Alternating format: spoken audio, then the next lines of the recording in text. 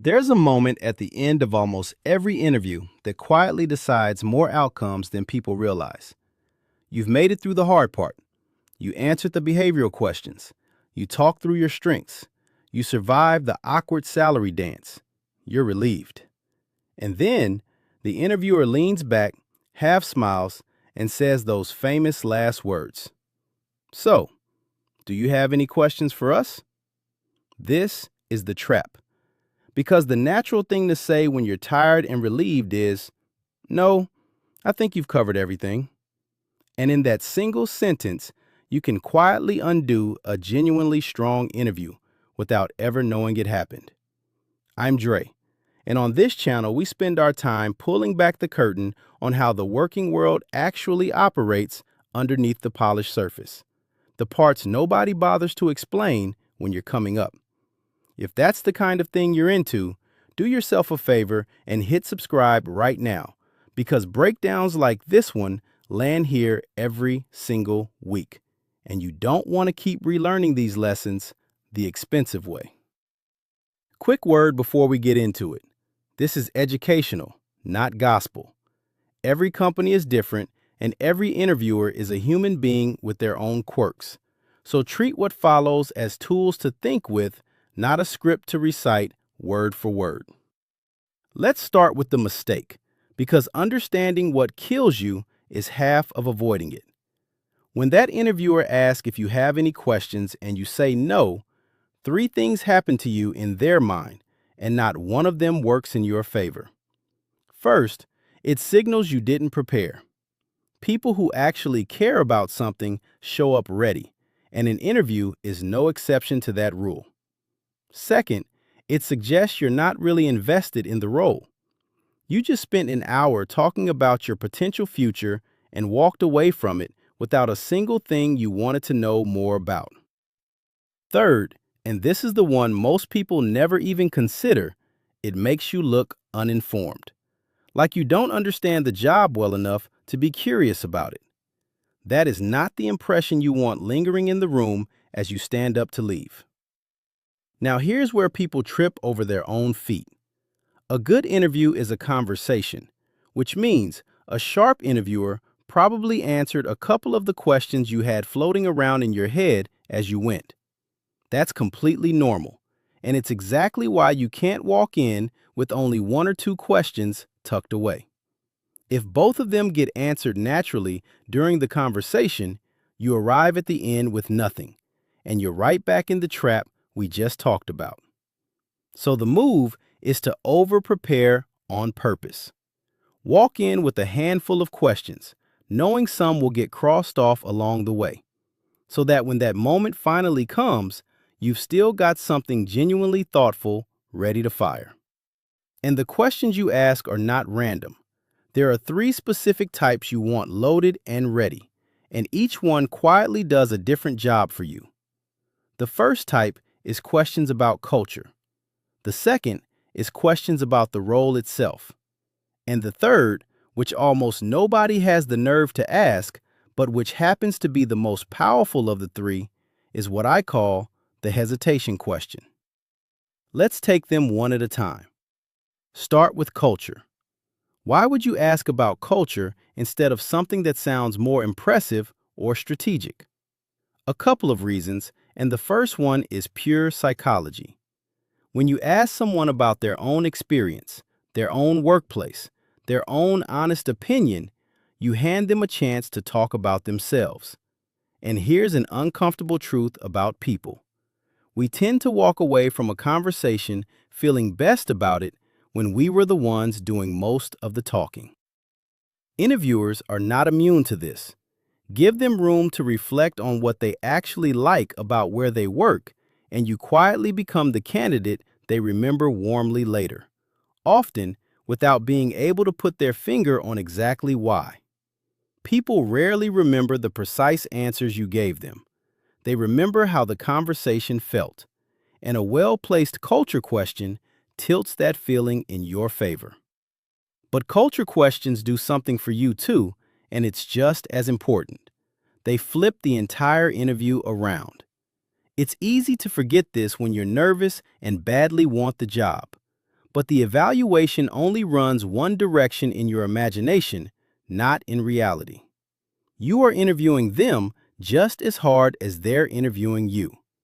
You're about to hand a massive chunk of your waking life to this organization, and you deserve to know whether it's a place you'll actually thrive in or a place you'll be quietly counting the days to escape. Culture questions are how you find that out before you've signed anything you can't easily take back. So what does this sound like out loud? You might ask the interviewer what their own favorite part of working at the company is. You could ask what they personally enjoy most about their job, which is a slightly more pointed version of the same idea and tends to get a more honest answer. You can go broader and ask what tends to keep people at the organization over the long haul, which quietly tells you whether folks put down roots or whether there's a revolving door spinning behind the scenes. You can get more strategic and ask what the biggest challenges or opportunities the team is staring down over the next 6 months to a year are. And you can simply ask how they would describe the actual day-to-day environment, the real texture of working there. Every one of these hands the interviewer an open door to talk, and every one of them quietly tells you something real about whether this place fits the person you are. The second type is role-specific questions, and these do a very different job. Where culture questions are about the environment around the work, these are about the work itself, the thing you'd actually be doing every day. Asking them clarifies what's genuinely expected of you, so you're not stepping into a fog of vague responsibilities and crossed wires. They surface the real challenges and the real opportunities baked into the position before you commit to it. And maybe most usefully for how you come across, they make you look like someone who has already mentally stepped into the chair. You're no longer asking whether you can do the job, you're asking how to do it well. That subtle forward lean reads as confidence and seriousness, and good interviewers pick up on it instantly. Here's what that sounds like in the room. You can ask what a typical day or week actually looks like in this position, because the job description and the daily reality are very often two completely different animals. You can ask what they'd want the person in this role to accomplish in their first 30, 60, and 90 days, which is a question that makes you sound like you're already quietly drafting your own onboarding plan. You can ask what challenges or opportunities they see this position taking on over the coming months. You can ask how your performance would actually be measured, which is both smart and revealing, because the way a company defines success tells you a great deal about how it's going to treat you once you're inside. And you can ask what the next steps in the process are, which is practical, keeps you informed, and quietly signals that you're ready and eager to keep things moving. Now stay with me here, because the third type is the one that genuinely separates the people who interview well from the people who actually walk out with the offer. Before I get into it, if any of this is landing for you, take 2 seconds to tap that like button. It sounds small, but it genuinely helps this kind of content reach other people who are about to walk into a room and need it. Okay, the third type is the hesitation question, and I'll be straight with you. It is the scariest one on this entire list. It takes real nerve to say out loud. It asks you to be vulnerable and to brace yourself for an answer you might not enjoy hearing. But that discomfort is precisely the reason it works as well as it does. A hesitation question is your one shot to fight for the job while you're still sitting in the room. Think about what normally happens. You walk out, the interviewer has some quiet, unspoken doubt about you tucked in the back of their mind. You never hear a word of it, and you never get the chance to do anything about it. They simply rule you out in private. The hesitation question drags that doubt out into the open air while you can still respond to it. It lets you clear up a misunderstanding, fill in a gap, or reassure them right there on the spot. And on top of all that, the simple act of asking it shows them something genuinely valuable, that you can take direct feedback without crumbling, which is a quality every decent manager is quietly screening for, whether they admit it or not. So how do you actually phrase something this bold without sounding desperate? You can ask, based on everything we've talked about today, whether there's anything that's giving them hesitation about your fit for this role. You can ask how you compare to the other candidates they've been speaking with, which takes a little courage but invites real honesty. You can ask, a bit more gently, whether they have any concerns about your qualifications that you could speak to before you go. You can offer, is there anything I can clarify or expand on for you while I'm here? And you can close it out clean with, have I answered everything you needed from me today? Notice the tone running through every one of those. You're not begging and you're not defensive. You're calmly holding the door open for feedback, and that composure is its own quiet kind of impressive.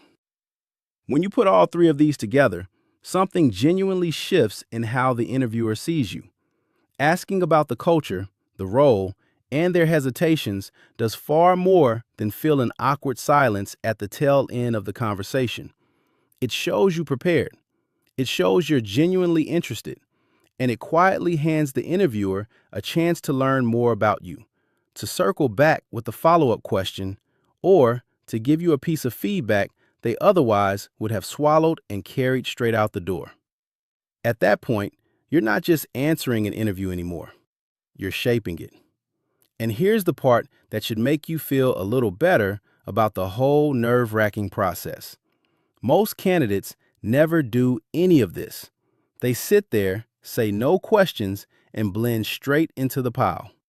By simply showing up with 3 good questions, you've already separated yourself from the majority of the people walking through that door. A couple of guardrails before you go run off and try all this. Don't ask anything that a 30-second search could have handled for you. Asking what the company does, or when it was founded, or what its main product is, doesn't make you look curious. It makes you look like you skipped your homework, and it quietly burns through the goodwill you spent the whole interview building. Your questions should demand actual thought from the person across the table, the kind of answer only a genuine insider could give you. And please, whatever you do, do not let the words, "No, I think you've covered everything," fall out of your mouth at the end. You want to leave that room as the person they remember for all the right reasons.